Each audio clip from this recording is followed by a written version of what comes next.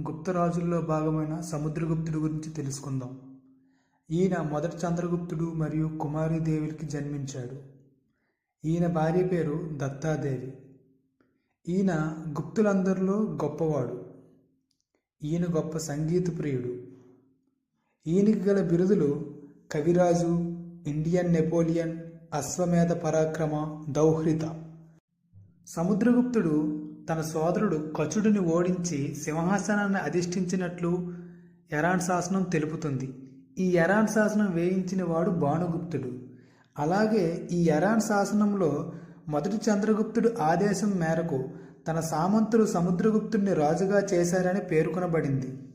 ముఖ్యంగా ఎరాన్ శాసనంలో మొట్టమొదటిసారిగా సతీ సహగమనం గురించి పేర్కొనబడినది. మరియు అలహాబాద్ ప్రసక్తి శాసనం, దీనిలో ఉత్తర భారతదేశంపై దండయాత్రల గురించి పేర్కొనబడింది.